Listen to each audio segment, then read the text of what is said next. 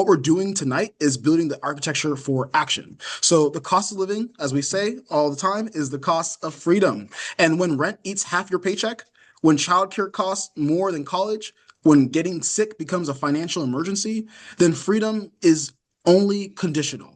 So this isn't about budgeting better. It's about systems that were designed to extract, not support. And California matters here because what we are building in the fourth largest economy in the world sets the template for what's possible everywhere else. So less than a year ago, a lot of people ask what Project Plenty is. Project Plenty is a group of a bunch of delegates come together, folks from the Progressive Caucus as well as other groups coming together to really talk about what it means to build affordability here. And less than a year ago, this began as a Gen Z-led cost of living resolution on the convention floor, and it passed. And I think I saw Annalisa Swan here, just a little shout out to her, DNC member and someone who was an ally in helping to get that passed. But that was really the start of Project Plenty. A vote is not enough, though. You know, delegates and organizers and labor leaders and electeds, they asked a harder question. What would it actually look like to actually govern like this? And so Project Plenty was the answer to that question. So tonight we're going to walk through a simple framework built around four pillars, which is just homes, health, trust, and time. Each one addresses a real cost driver. Each one is measurable. And together they can reduce a typical family structural cost of living roughly by a third. So it's not a wish list. It's really a governing model. And we have a couple of PDFs and resources to learn more about the sources and the benchmarks and how the numbers kind of come together. But we'll get a whole overline view today to at least understand that we're not asking you to agree with everything. We're asking you to engage seriously. You know, if you're an organizer, a policymaker, a labor leader, or a delegate, this is your workspace. And so this is how movements become institutions and how institutions learn to serve people again. So let's start with the reality and then talk about how we change it. And I will then just wanted to share this again, that the reality check, this number 5,800 is really the average number of what it costs a typical family to survive. This is a two-bedroom household in California. We like to take the standard model of like a two-parent household with a toddler, with the average cost of making around $70,000 a year. And so basically, you know, we are talking about this standard model so that way we can have a baseline of what it looks like to actually make the average family be able to afford to live in California here. And so Mandeep is going to go more deeper into those pieces. This is what I mentioned already, the breakdown. Rent around 2,700, childcare 1,300, health 700, utilities 300, essentials 800. These are all the types of numbers, and we'll go deeper in the PDF. I'm going to ask that our team, James or Rafa, add the PDF on the group chat so that way folks can really engage with these numbers in a more serious depth, which goes into the actual benchmarks and what we're looking at right now. And these are all from federal and state data regarding the current costs, the most recent costs from as I think late as 2024 to 2025. And so this is the current numbers that we have right now.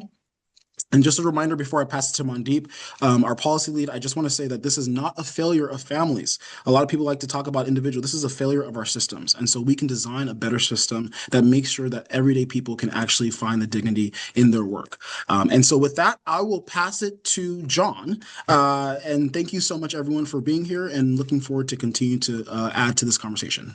Thanks, John. Thank you, Io. So next up is Project Plenty's policy lead, Mandeep, and we're gonna discuss the policy and how we can really institute some positive change. So Mandeep, on to you.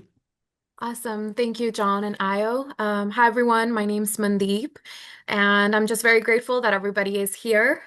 So just a reminder that with Project Plenty, we want to build a future that's not just about freedom being a slogan. We want to make sure that the cost of your rent is going down, childcare is becoming affordable, utilities are fair, and your time is being respected. Project Plenty, as you can see, is made up of four-pillar framework where each pillar is dedicated to pushing progressive policies that provide. The first one will see plenty of homes, the second, plenty of health, third, plenty of trust, and lastly, plenty of time. So to go a little deeper into plenty of homes, homes should not be seen just as a luxury item, but a dire need.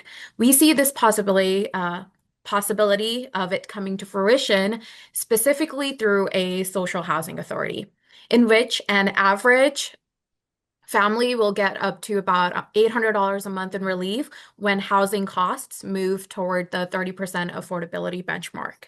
Moving on to Plenty of Health, where health outcomes are seen as an indicator of growth of our communities and where we're pushing towards a single-payer healthcare system. This means about $300 a month potential relief through cost growth caps and affordability guarantees.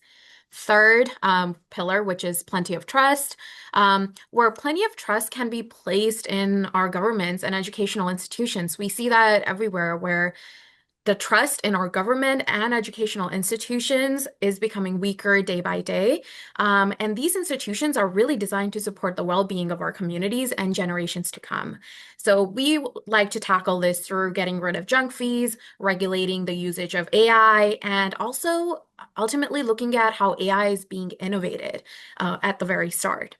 So cumulatively here, an average family can save up to $150 a month from lower utility burden and fewer hidden fees.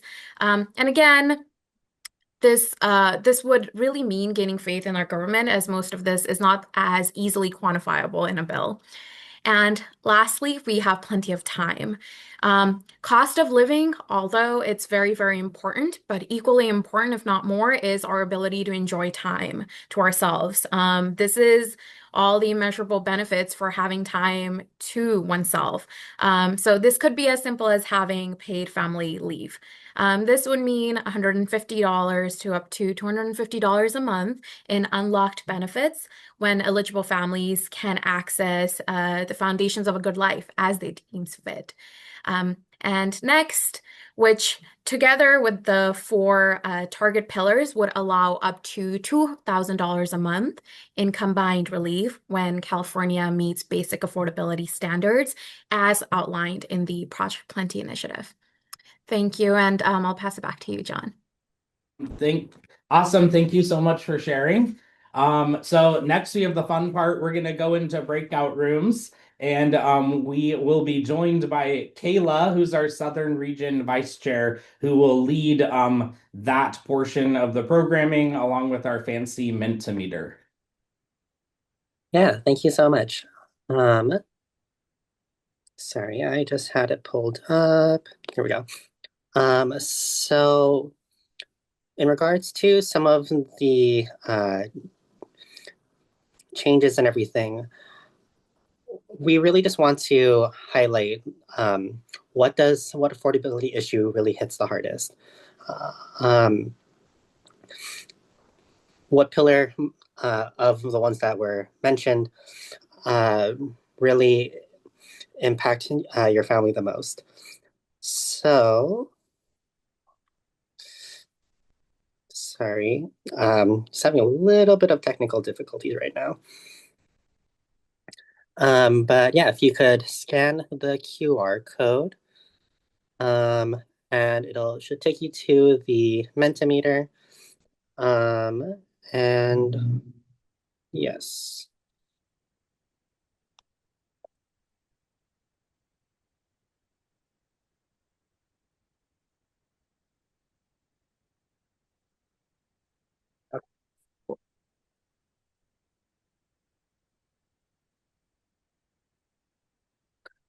Right.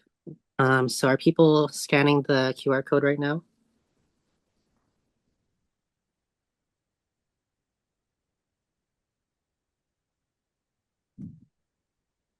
Awesome. Seeing a few thumbs up of people scanning the QR code.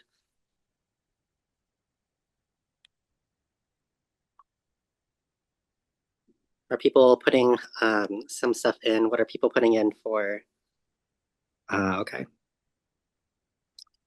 Let's see.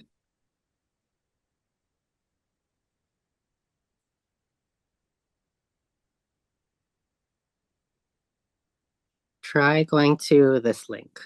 I opened it up just for some of the people who are on there.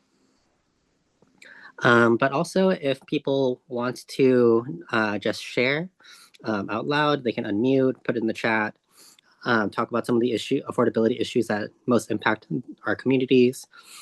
I know for me, housing and utilities are the really, really big ones, in addition to food. And yeah, so if anyone needs to put stuff out, or can't scan the QR code, or the link doesn't work, feel free to drop it in the chat or unmute themselves. I'm definitely seeing a lot of rent, a lot of housing costs, utilities, healthcare, a lot of common themes here. Food.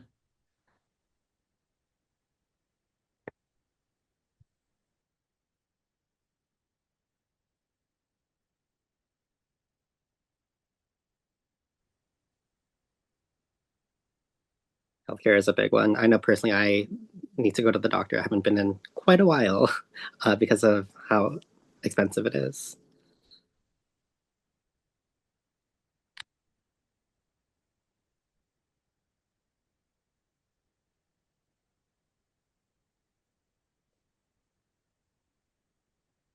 Equality, senior.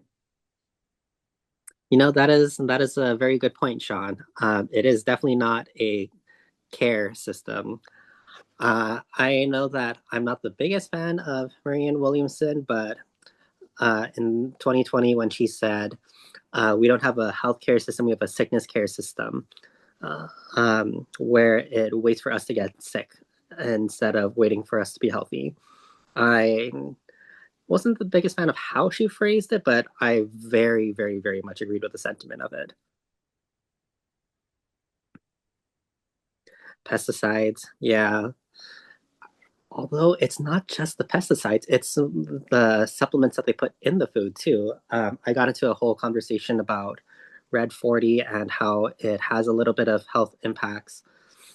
In addition to the way that we haven't cleaned up lead in our soil. So when lead was in gasoline, and people drove through like major roadways, lead got deposited in our soil. People played in the soil in their backyards and at the parks and everything. And a lot of people developed asthma, ADHD, learning disabilities as a result.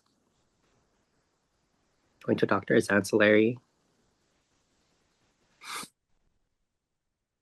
Food, groceries.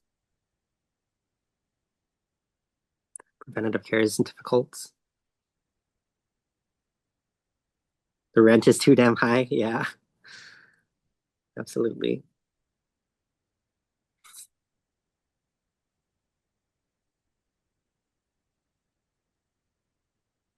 Everything is for profit. Yeah, I was just in Japan earlier, and talking to my roommate about it. And the actually, like, even just being in Southern California, I know several, like many, many people who go to Mexico to go to the dentist because they can't afford it here. Um, they just go to the doctor in Mexico. They just drive down to Mexico, cross the border, get their care, and then come back. Like that is ridiculous. That is not something we should be doing.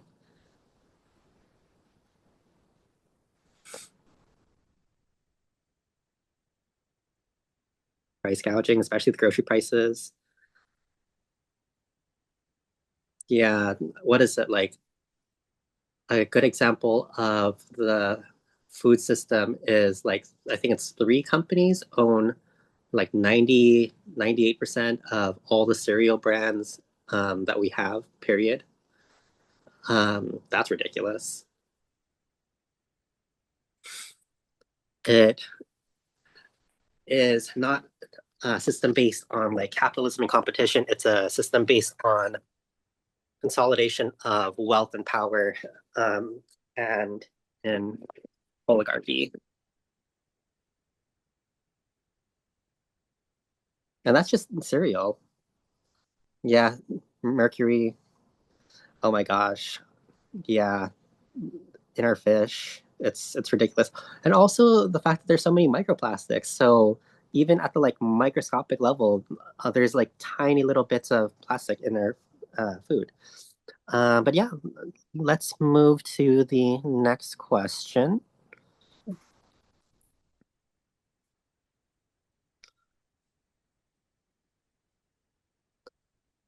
All right.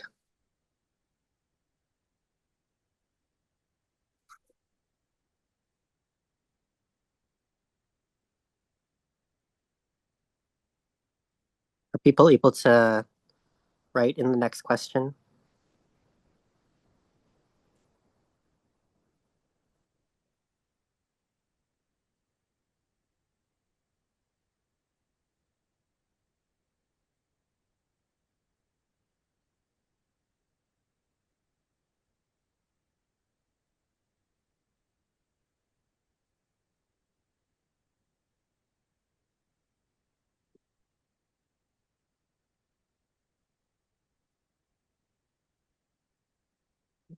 Yeah, I'm not seeing the next question. I think others might be having the same problem. Yeah, when I click next question, it just says thanks for joining. But we can just have the conversation. Yeah, the agenda it says the next question was going to be which Project Plenty pillar feels most urgent to you? Is that what you had? I'm assuming that the next question is actually how are you already organizing and how can you be more effective collaborating? Oh, okay. That's even better. Oh, sorry, I wasn't reading the screen. That's what yeah. Okay. Yeah, I agree with Justin. Let's just answer in the chat, unmute and everything. So in regards to how we can organize and be more effective at some of that collaboration. I see what Colleen's saying, working on rental protections, homelessness advocacy. I know that some of the areas that I've been involved with in Orange County have been pushing for rent control, repeal of Costa-Hawkins. Well, Costa-Hawkins is more at the state level. Um, I know that there have been some conversations in regards to immigration, childcare, absolutely. At the local level here, we've had a few cities set up like immigrant defense, or not like immigrant defense funds for like legal stuff, but for aid. So like for rent, utilities, groceries. People have set up like grocery distribution hubs, mutual aid. Yeah, but like there's the mutual aid that's happening at the like community level, but also the mutual aid funds being provided by the city themselves. So we've pushed for some things like that on the affordability side. I know that some rapid response networks have set up mutual aid funds for um, people who are like selling street vendors, hornaleros, and making sure that they can buy them out so that they don't have to be vulnerable by ICE all day. I like what Lynn said. Canvassing for progressive candidates for LA City Council to fight for rent control and affordable housing. Definitely need to push for progressive candidates to push for things like rent control and affordable housing. We need to fix our housing elements. I know that, well, all of this is based in Orange County, but I'm sure that it's similar in other places too. Yeah, Nelson, winning those competitive house seats so that we can get those programs back and stop some of the bleeding. I know that something that we've been working on with our housing element is what constitutes affordable housing by cities. Is it like 15% affordable? But what does affordable mean? So is that low income, very low income, extremely low income, or just like moderate, mid housing? Yeah, I think that we have a lot more we can do, like taking the sugar out of foods because inflammation and cancer cells absolutely.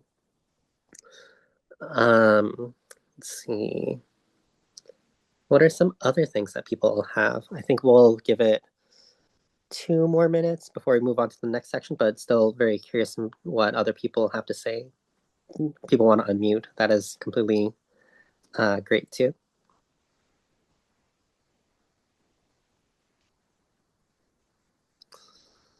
Let's see.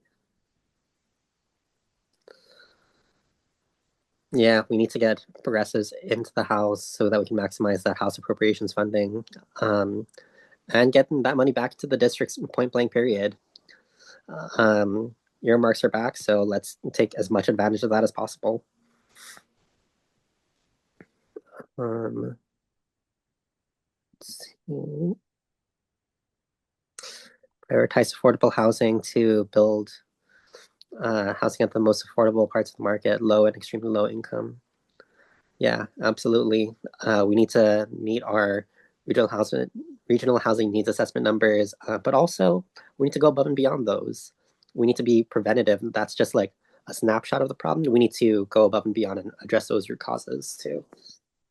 But I think we are good. Maybe we can start wrapping this part up and then move on to the next section. Okay, thank you so much for leading that discussion. That was a lot of fun. Okay, so here we go. So we're gonna do a quick breakout room. Or wait, no. What do someone guide me? Are we going to James? Yes. Yeah, okay, sorry about that. Thank you, Kayla. That was fun. Sorry, I'm a hot mess. Okay, so now to walk us from ideas to action, we're excited to bring two leaders to the front, James Brown, who's the chief operating officer for Project Plenty, and Vinny Bacon, the membership officer for the Progressive Caucus. And they're going to share what's next, how to plug in, and how to build statewide power around these pillars. Yeah. Thank you, John. And you're doing great. You're doing amazing so far. It's not a mess. Um, yeah, hello everyone. My name is James. I'm as John introduced, I pretty much handle kind of we try and get things done on operations, and we have a lot of positions open in things that we, you know, would like to have your involvement in all areas. And whether that be, the policy message or kind of outreach and reaching out to more people. We have so many roles, and of course, if you like more logistical things, that as well. So I'll just kind of go over briefly what kind of help or what kind of help you could provide us and getting involved and kind of pushing for this mission. We have first social media squad. Our team is very skilled. We have people that kind of design our logos and work with us to have as much of a social media presence as we can, as well as work on our website, things like that. So if you're into, the more social front facing public side of things, that's definitely for you. We of course have our policy squad, or our policy lab essentially, where we, develop what the pillars kind of look like and what policies surround those pillars and those four core aspects of what, affordability is to us. And of course, outreach for partnerships and in the policy sense. So things policy wise that we both kind of would like to, or that we align with other people on, like, and, push for further support in or further support in areas in therein. Um, of course, on the more local level, this is also outreach, but we hope to eventually expand and kind of have more centered regional organizers that are kind of in different areas. So the Bay, LA, etc., and really kind of emphasizing the city and kind of what the needs of the city are, and to figure out what the best way is for us to help different areas of California. And then on the operational side, there's always help that could be used in that regard, whether it be our IT organizing all of our materials and helping communicate with other members of the team, etc. That's always very important to us, and fundraising as well. So people to help us with fundraising. But we have so many ways that you can get involved and help. This here is our website, so it kind of just has everything regarding what you can do to become a volunteer there. That's pretty much our sign-in form or a volunteer form. And upon request, we have various roles that you can fulfill. And if you're interested, that's something that you can reach out to us about. So that's kind of the Project Plenty side of what you can do to get involved, and we hope you have interest in working with us further. And with that, I'm going to pass it to Vinny, and he's going to kind of talk about that on the Progressive Caucus side. Hello, everybody. I'm afraid I don't have a nice presentation of slides, but I will just say my role is I'm the membership officer of the Progressive Caucus, and we are, I'm proud to say, the largest caucus in all of the California Democratic Party. And I will just post, there he goes. Thank you for that. Yeah, our website needs updating. I'll say that much. That might not even be the right executive board. Oh, no, it is. Okay, we have IO on there. Good job. So we've at least done some updating to that. What we're doing a lot with is we have a number of meetings, regional meetings. We just had a great one in the Oakland for the Bay Area, the vice chair in the Bay Area part of the Progressive Bay Area part of California. Also, I do want to let everyone know that if you're going to convention, we will be there Saturday night at 7:30. That is our caucus meeting. So I will also post there's two ways you can join our caucus. The first link I'll give is just going to be the waiver form. So if you don't want to, pay any money to join the caucus, you just sign up there. That's easy, no questions asked. And then you're a member. Also, if you are going to the convention, there may be other caucuses you want to join. So the second link I'll provide will be the link to join any of the caucuses for the for the party. There's a lot. I actually just did it myself and joined about 4 caucuses. I will say one thing interesting I found. I guess you can't sign up online for the convention anymore. I guess I'll have to be there Friday and sign up then and pay then. Anyway, I guess it ended January 28th, which was kind of odd. Anyway, and that's the wrong one. We need to fix that on the website. I'll put the correct one in right now. And again, so I'll put the link to the waiver form, which is free. And then the next one is the party page where you can actually pay to join our caucus and many others. And I hope you can make it to convention in San Francisco, not that far from Monterey. So I hope you all can make it there, and I hope to see you there. We have had some really powerful meetings on Palestine, on healthcare. We tend to push the envelope. The slate that won right now, that is currently on their leadership, we ran under the slate name of the Troublemaker Slate. And we don't mind making trouble and stirring up things. So anyway, enough from me, and I'll turn it back to John or whoever is going next. So thank you. Awesome. Thank you, Vinny. And yeah, I encourage people to go to those links, sign up, and from there show up, because that's half the battle. Okay, so to close out, we're honored to hear from someone putting all of these values front and center. So please welcome Randy Villegas, who's the congressional candidate from California's 22nd district. Randy, thank you for joining us, and we're so excited to hear your vision for California's future.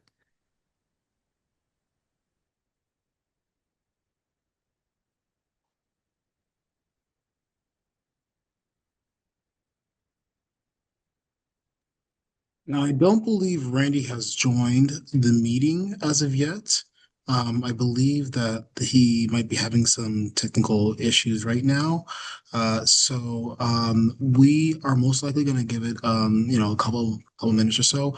It might be best for us for now, while we wait to see if he can get up on, to just really quickly, if you don't mind, John, just like kind of recapping some of the high level points for today and kind of what what we are taking away and what the things that we're thinking about, and just some synthesis. And then anybody else wants to comment and suggest any ideas, questions as well, this might be a good opportunity for that too, as we wait for him.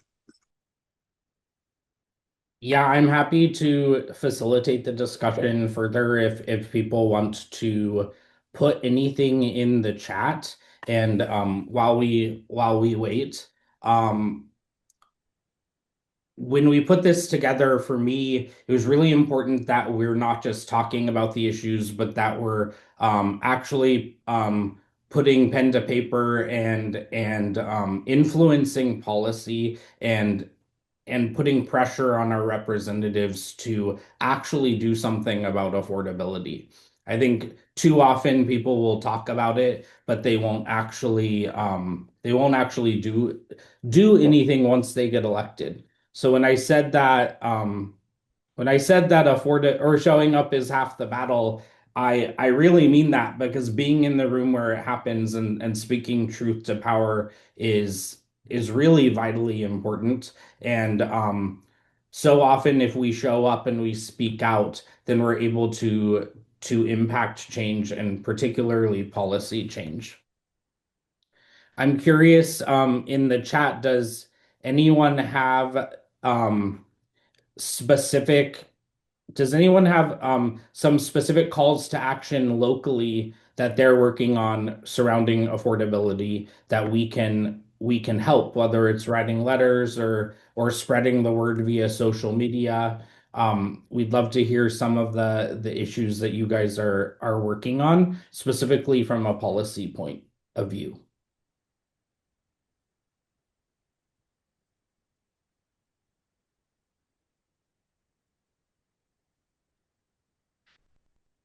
Yeah, I'll actually chime and kind of say something that I feel like is important to prioritize. I mean, I think it's that this is an issue that I think it's generally that it's an issue that affects everyone.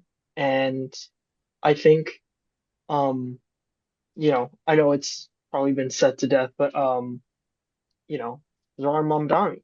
He, stands as an example of what can happen if somebody who runs and really runs on a platform that is surrounding people, aside from, you know, his background and whatever else, the fact that there's, a platform focused around people.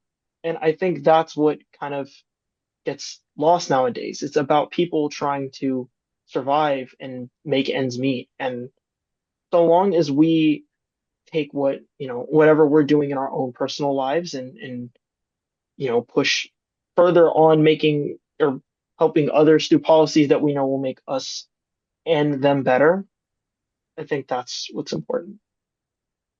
Yeah. Kayla, do you want to unmute and talk about what you're doing in Anaheim? This isn't so, this isn't something that I specifically am doing in Anaheim, but we are trying to get rent control on the ballot in Anaheim, where we had our convention last year. Um, and if we're able to get it onto the ballot, it'll really help to enshrine rental protections and rent control into the city charter. And also, I believe that there are the billionaire taxes that are going to be on the statewide ballot in November. And I think there's a one on healthcare, a one-time thing for replenishing our health funding. I think there's also one for that in LA. And I believe that there's also one to help replenish money for our schools. So those would both be great. Awesome. Yeah, and when it comes to that billionaires tax, especially ahead of the convention, and we're considering who we're going to throw our votes behind for endorsement, I think that that's like something to keep an eye on, which candidates are supporting that billionaires tax and which candidates are not. And then asking them more pointedly why they're not supporting it so that we can again hold them accountable.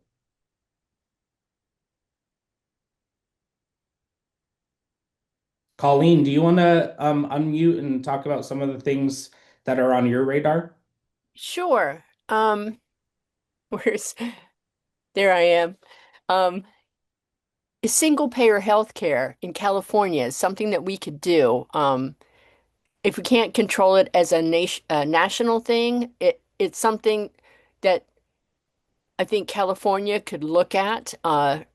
Seattle is working on something similar. I'm not sure how far along they've gotten, but there are avenues that we can take that will show that it's doable. So we just need to show that there's a victory, and the rest of the country can see it. If we're the fourth largest economy, we should be able to pull that off. Um, and what else? The renter having those caps and renter protections.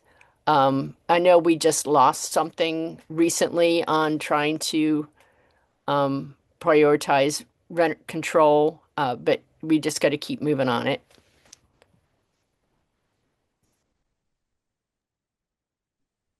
Yeah, I agree. I think it's important for us to look at the victories of those of us or those cities that are making change, and then trying to take that momentum and spread it. Oh, I think that we have our guest of honor, so I'm going to reintroduce him. We are closing out with someone who's actually putting these values front and center. We're welcoming Randy Villegas, congressional candidate for the 22nd district. And Randy, thank you for joining us, and we're excited to hear your vision for California's future. Of course. Thanks so much for having me, John. Can you all hear me okay? Awesome. Well, thank you all for the incredible work you're doing all across our communities to advocate for healthcare, for affordability, and for all of our working families, throughout California and beyond. I'm Randy Villegas. I'm a professor, a school board trustee, a small business owner, and your candidate for Congress for California's 22nd district. Running here in southern Central Valley. It includes parts of Kern, Tulare, Kings, and now West Fresno County as a result of Prop 50. And we are on the front lines of so many of these issues, right? While Republicans have sold us out to pass this big bullshit bill to gut Medicaid by $880 billion, our district has more Medicaid recipients than anywhere else across the country. As we see attacks on education, on public health, we're on the front lines of environmental justice issues, where many of our farm workers not only have to deal with struggling to feed their own families while they struggle to feed the rest of the world, but now with immigration raids, pesticides, and so many other injustices that are occurring to our communities, we need folks who are going to be ready to fight back, to say, not only are we going to fight back and reverse these big BS bill, tax breaks for billionaires, but we're going to fight for healthcare for all, because healthcare is a human right, and nobody should be fighting cancer and their congressman at the same time. And I think, we're seeing the energy right now in New Jersey with campaigns from Analia, and we're seeing, the energy in New York. We're seeing the energy all across our country, and we need to bring that same vision here to the Central Valley and beyond. Proud to be the only candidate in my race that's not taking any corporate PAC money, because I want to be accountable to our communities and not special interests. And despite that, we have been the top fundraising Democrat in the race. Meanwhile, my Democratic opponent actually voted with Republicans to try and stop Prop 50 from getting on the ballot. They donated almost $1,000 to Republican Congressman Vince Fong. And as ICE agents are tearing apart our families here in California and across the country, there was a bill in the legislature to force these ICE agents to unmask themselves, and she refused to support that bill. You all know more than anyone, we need Democrats who are going to fight and not fold against this administration. And that's exactly what we're going to do every single day. And it starts with tackling the affordability crisis, to say we deserve a better deal for working families across California, across the Central Valley, and across our country. That means banning corporations from owning single family homes. That means fighting to invest in universal childcare and universal education, and healthcare for all, because you all know more than anyone, we deserve that here in the richest country in the history of the world. And so, thank you all for all the work that you are doing across, your communities, across the country to organize. If you're interested in getting involved with our campaign, you can head over to randy.vote, randy.vote/volunteer, randy.vote/donate. Would greatly appreciate your support, and happy to answer any questions you all might have. Yeah, if anyone has questions, put them in the chat, and then we'll take it from there. And my dog Waffle says hello and thank you for all the work that you do. He just decided to hop up on my lap. So.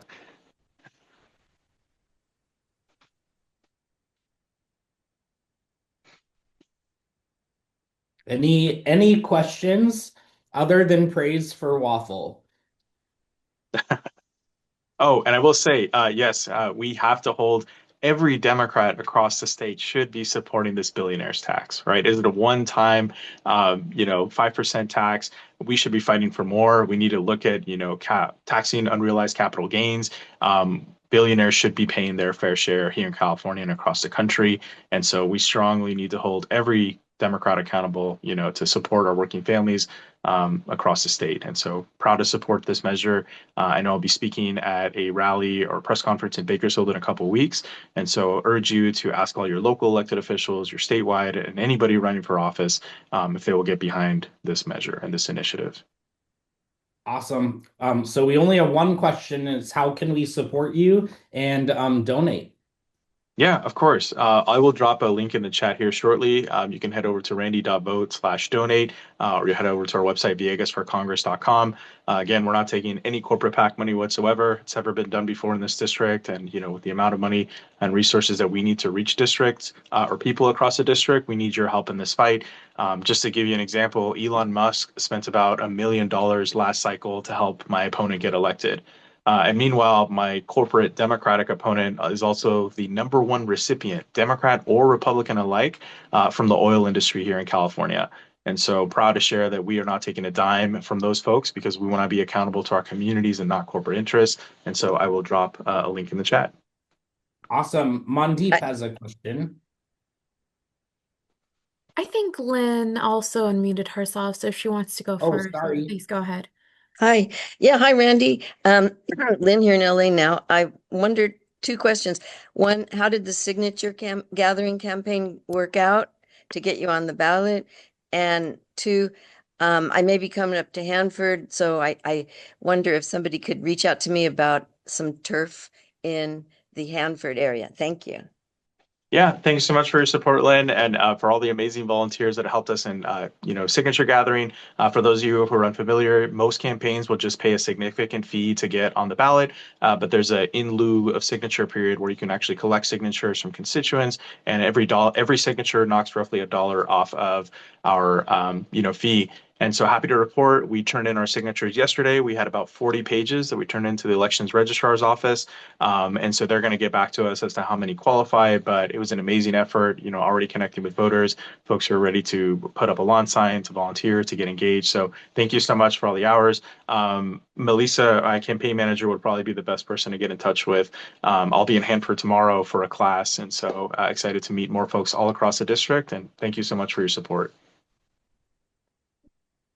Well, Awesome.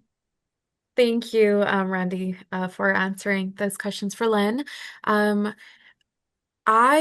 question, my name's Mandeep, to you would be, I really like that you're pushing towards taxing the billionaires, the 5% tax. But oftentimes when we're in conversation with folks who are kind of opposing it, I guess what would you say to folks who think the billionaires or all these businesses are just going to leave California? So what would your response be to that in support of the taxing the billionaires, that 5%?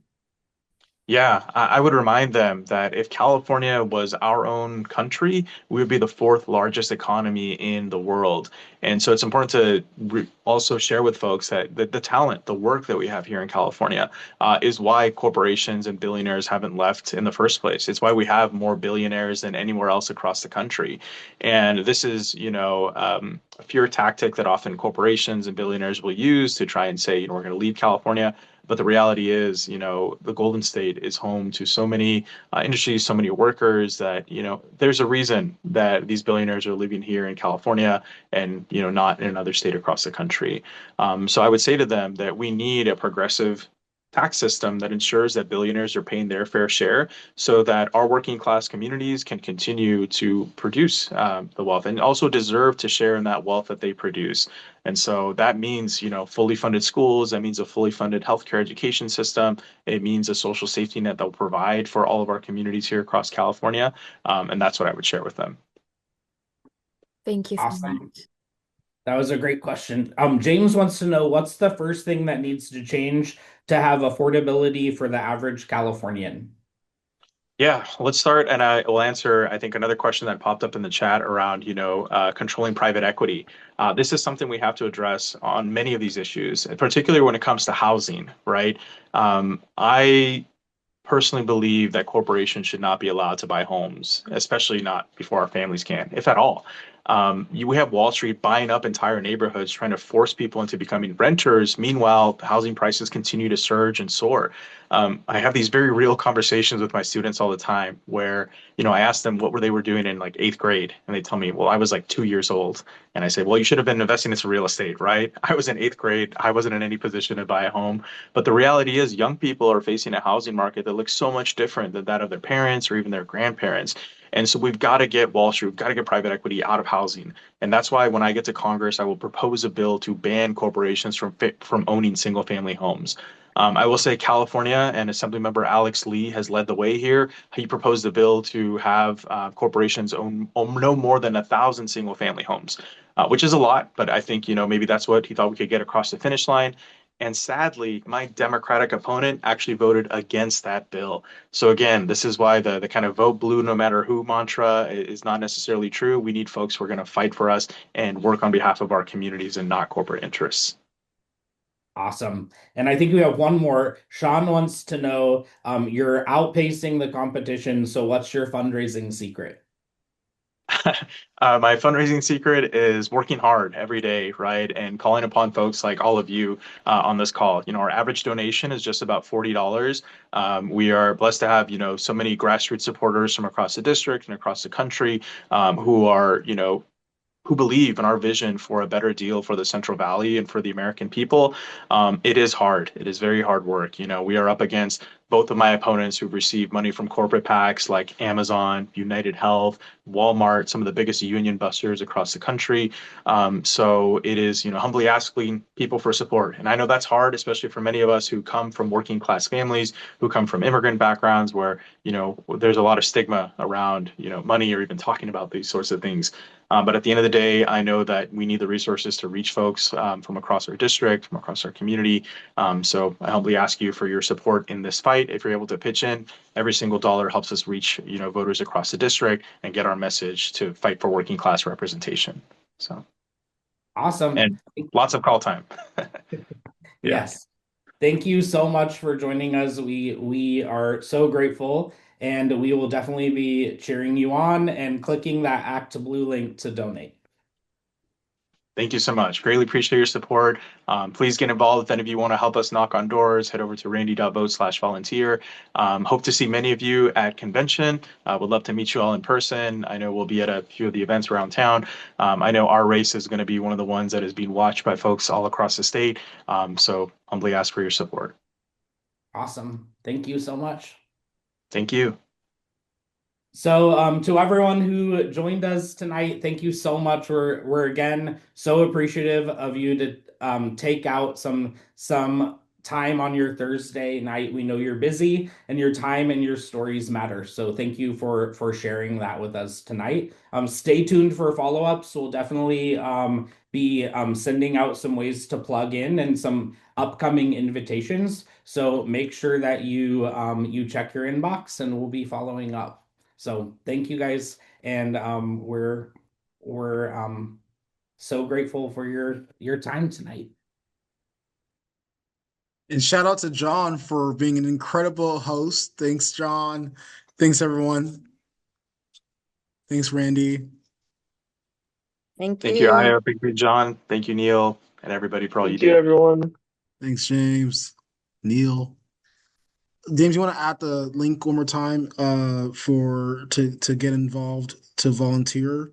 And Vinny, you want to add the link as well to get involved to volunteer just one more time, just so folks, because I know there's been a lot of messages in the chat, so it might have gone a little all the way down. Perfect. Awesome. Thanks, everyone. Stay bold. And like Vinny likes to say, don't be afraid to make trouble. All right. Thanks, everyone.